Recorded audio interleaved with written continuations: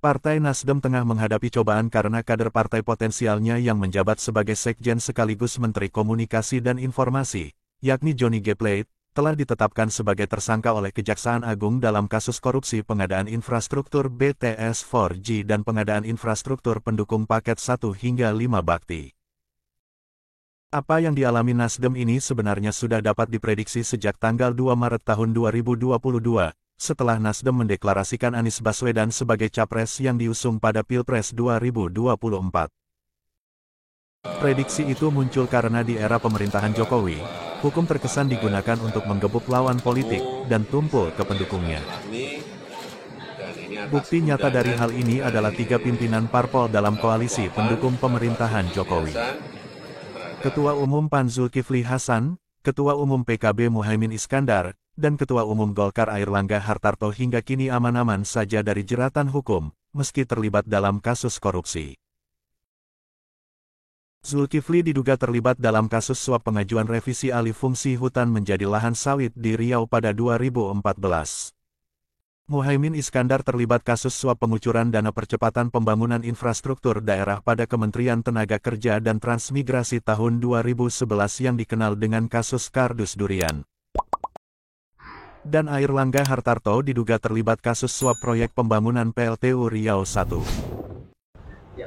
Ya saya kira bagaimanapun juga ya penangkapan saudara John Plate ini tentu tidak bisa dilepaskan dari hubungan baik antara Pak Surya Paloh sebagai Ketua Umum Nasdem dengan Pak Jokowi sebagai Presiden Republik Indonesia, juga tidak lepas dari hubungan Nasdem sebagai salah satu unsur dari koalisi pemerintah yang sejak 2014 mendukung kepemimpinan Pak Jokowi.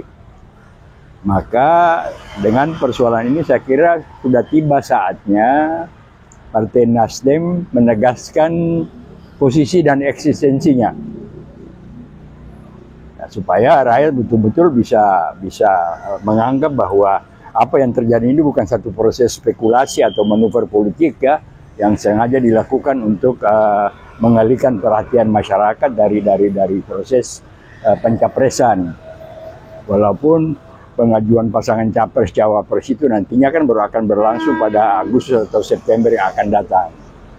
Namun dengan apa yang dilakukan oleh Kejaksaan Agung terhadap Pak Johnny Plate yang sudah ditetapkan sebagai tersangka, maka saya kira barangkali ini sebenarnya bagi masyarakat awam ini kan sebenarnya pengusiran langsung terhadap Nasdem dari koalisi pemerintah, karena jauh-jauh hari Pak Surya Paloh memprakarsai gagasan keputusan bersama PKS dan Partai Demokrat untuk mencapreskan Anies Baswedan sebagai calon presiden pada pemilu 2024 nanti.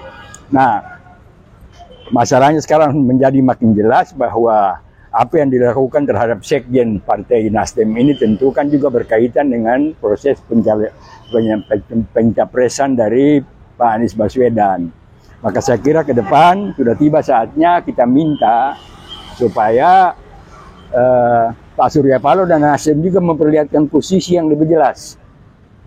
Salah satu cara untuk memperlihatkan posisi dan eksistensi yang lebih jelas adalah menarik pulang anggota DA yang sekarang ada dalam kabinet. Kan satu sudah dicopot karena ditahan, tentu sisa 2 orang lagi, yaitu Menteri Kehutanan dan Menteri Pertanian, ditarik aja dari kabinet.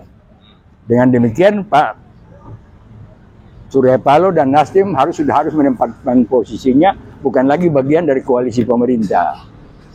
Kedua, masyarakat pun melihat ya bukan soal pro atau kontra terhadap proses penanganan kasus Pak Johnny Plate, tapi masyarakat juga menilai bahwa sampai sekarang ini kan pemerintah kan seolah-olah kan melakukan politik belah bambu dalam rangka penanganan korupsi.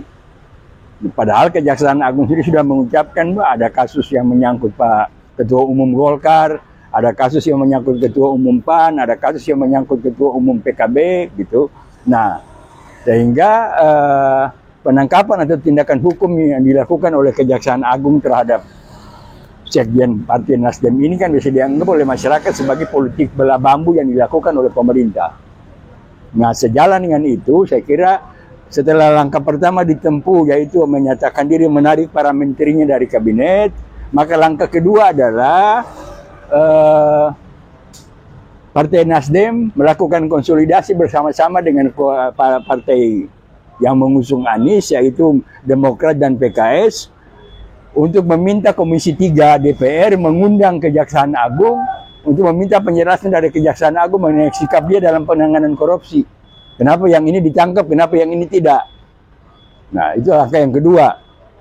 Langkah yang ketiga, karena proses ini biar bagaimanapun juga menampilkan kebijakan penegakan hukum oleh Presiden Jokowi, maka saya kira tidak salah kalau Partai Nasdem juga melakukan aktivitas untuk menggalang suara di DPR agar DPR menggunakan hak angket untuk meminta Presiden memberikan penjelasan kepada DPR mengenai kebijakan ini. Kenapa tindakan korupsi dilakukan setengah-setengah?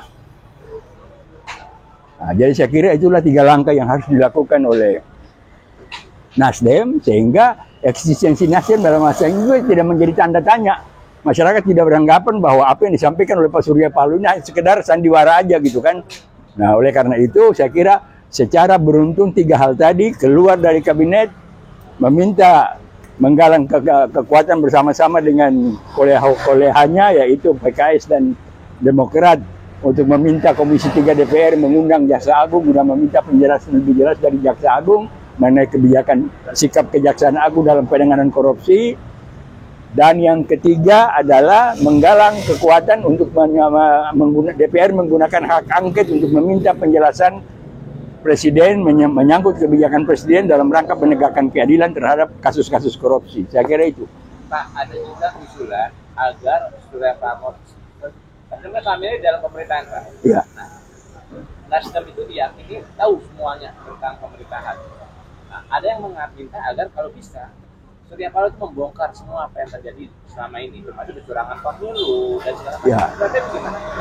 Jadi selama ini sebelum kasus yang menimpa Pak Joni Plate atau yang menyebabkan rapuhnya hubungan antara Presiden Jokowi dengan Partai Nasdem dan Pak Surya Paloh, kan sudah muncul berbagai isu di masyarakat, berbagai narasi bahwa pemilu 2019 itu syarat dengan penyimpangan dan kecurangan. Dan kecurangan itu salah satunya terjadi di Metro TV. Nah, oleh karena itu masyarakat mengharapkan udah buka saja gitu kan. Nah, daripada nanti biar bagaimanapun juga nih pada satu saat nanti kecurangan yang terjadi pada pemilu 2019 nanti menjadi kasus hukum, maka Pak Surya Paloh juga akan diminta pertanggungjawabannya.